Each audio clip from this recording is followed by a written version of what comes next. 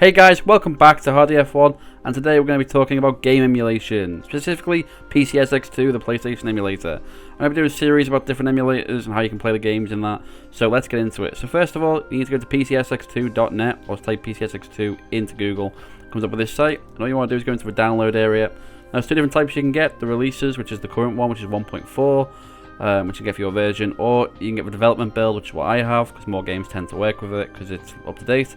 So you need to press the download button and then download again and save the zip file. Make sure you've got WinRAR or 7-zip installed. Then you want to extract it into a folder, which I have here, which is my dev folder.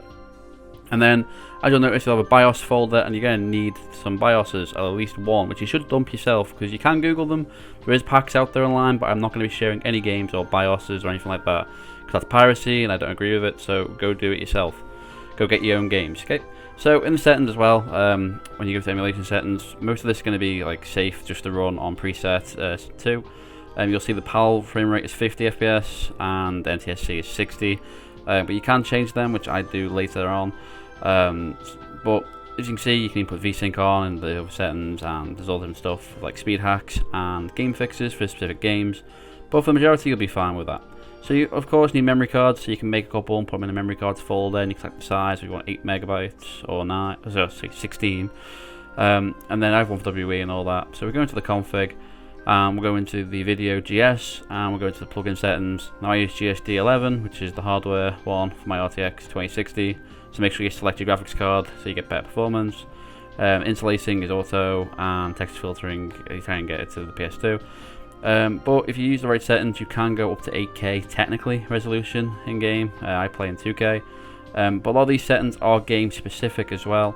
So you'll notice, well, like anisotropic filtering is 16x, but if you go into PCSX2.net and go into the compatibility tab, you'll find that every game pretty much been tested there. Will have a wiki link and a status if it's playable or not.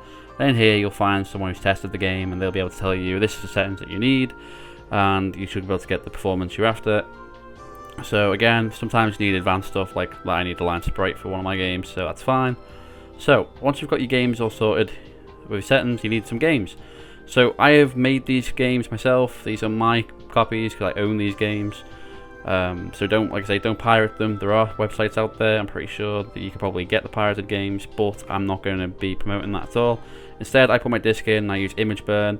This is TimeSplitters 2, this disc, which is here as well on the screen. That's my copy, so I am legally allowed to make a quick copy. So you press that button at the bottom right once you create image from disk, and there you go. It's my ISO, which is the other way you can do this. You can either run it off the disk itself or off the ISO. So in the CD, make sure you select ISO, and then you go to ISO selector, and you'll want to browse for your folder. But use plugin if you want to use it directly from a CD/DVD. But yep, so there's my ISO, and I make sure that's the one we're going to load into. I know my settings for TimeSplitters 2. So we can get that ready. Into more settings like pad, for example. I use a LeapPad plugin, which is great. If you're using an Xbox One or Xbox 360 pad like I am, you use X input tick, and then you go into pad 1 and you'll see how it all maps the buttons out. And if you want to map a button, it's really easy, because all you got to do on the right is, like, if I'm a triangle, I'll press triangle, and I'll press Y on my pad. It'll say succeeded, like so, and then you press apply, and then OK.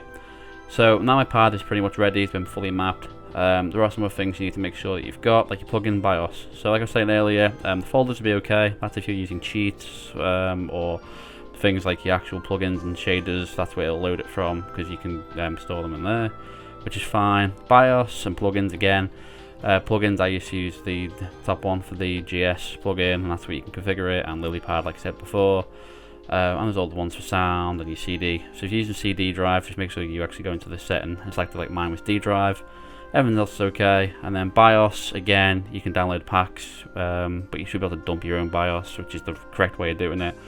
And then when you're ready to go, you can go in system. You can either boot it full with the menu startup or fast. So for the sake of the video, I'm going to boot it up into fast. So now it will load up, and here's TimeSplitters 2. But this TimeSplitters 2, so you can select one player in there. So we get into a mission. You'll see the graphics are a lot smoother now, because I'm running this in 2K. Great aim there, of course. So again, we've played for like the first mission. Got to get the headshot, got to get these cameras destroyed. You'll see I'm running it in 60 FPS, nice and easily. And that's how you run that. You press escape to close down the game. And that's pretty much it. So stay tuned for the next episode of the game emulation series, because we'll be doing some more.